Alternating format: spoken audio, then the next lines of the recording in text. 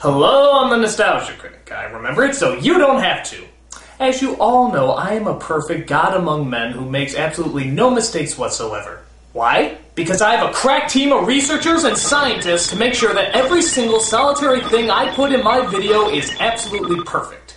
Not that I need them being the messiah that I am, but even I like to be sure that everything is absolutely perfect. What? What was that? Hold it right there! Ugh, it's my most obnoxious fan, douchey McNitpick. I've watched every single one of your videos 37 times and have a shitload of mistakes that you should be hanged for! Hanged for! Okay. As you probably guessed, I don't have a team of researchers and scientists to check over everything I do. It's all just me or the occasional onlooker. So, every once in a while I make one or two little mistakes. 35,670 to be exact! Alright! So, to make up for all my little faults, what do you say we take a look back at all the times I messed something up? Let's, Nostalgia Critic, let's! So, sit back and enjoy this laundry list of my greatest failures. This is the top 11 Nostalgia Critic muck-ups. It's fuck-ups, you fuck-up! Thank you. Everything you know is wrong. Black is white, up is down, and short is long. And everything is up, but you're so important, doesn't matter. Everything you know is wrong. Just forget the words and sing along. All you need to understand. Number 11. Everything you know is wrong. The actors from Power Rangers didn't leave because of their race. Although I sort of knew this to be true and was really making more of a joke about it, I said in my Power Rangers review that two of the actors left because the black boy was in a black suit and the Asian girl was in a yellow suit, which wasn't very PC. The actual leaving of the actors was not for that reason. In fact, the Red Ranger disappeared at this time as well. Why did they leave? I'm not really sure. Some say it was a money issue, others say it was because they weren't popular enough. I personally don't know. And to be honest, I don't really know why you need an excuse to leave the show. But the one that I gave wasn't it. However, I still think it was a little more than a coincidence that the black kid was put in a black suit and the Asian kid was put in a yellow suit.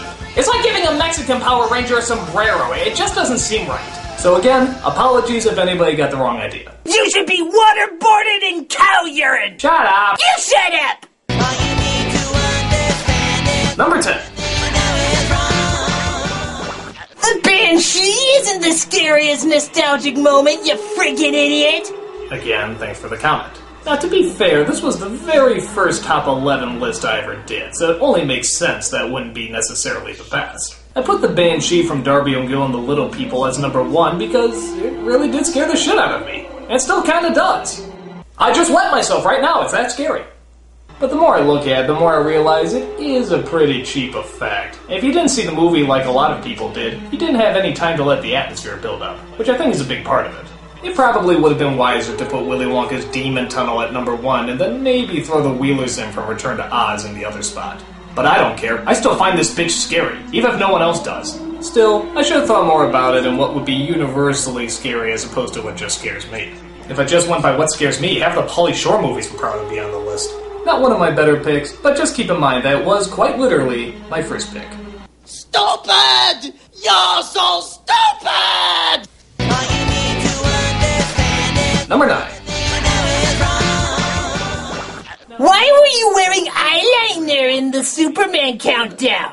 This is one of my more embarrassing fuck-ups. I actually filmed this review right after I filmed another certain sketch. A certain sketch that will never be named again. Melvin, brother of the Joker. Melvin, brother of the Joker. At least play a different song! So yeah, I thought I got all the makeup off from that sketch, but obviously a dozen emails saying I look like a goth drag show proves me wrong. So I had to do the whole review looking like a pussy, end of story. I mean, it's not like I walk around wearing other women's apparel all the time. Lucy! Where did you get that? From my deepest hate of you! I also have a picture of you kissing Divine and doing the can-can with Hitler. Look! He's doing the can-can with Hitler! I'm funny! I really hate you. all you need to understand is Number 8. Those weren't all Drew Strews on posters! Yeah, it's pretty bad when a tribute to someone's work doesn't have a good chunk of their work. For example, this Star Wars poster wasn't his, and neither was this one for Follow That Bird. This and a couple others were actually done by Stephen Chorney, who is also a wonderful artist working in that same sort of Struzan style. In fact, I found out that he actually is often mistaken for Drew Struzan, so you can understand the mess up. It's good work though. If you don't know his stuff, definitely check out his website, it really kicks ass. With me saying it was Drew Struzan, however, it was just another one of my fuck-ups. But to be fair, Drew Struzan himself sent me an email, I'm dead serious about this, and said that most people that do interviews or stories about him always get the wrong posters. He also said, if anything, I was one of the closest he's ever seen to getting them all right. So, You moron! Number 7. The secret passageway in baby's kids isn't impossible.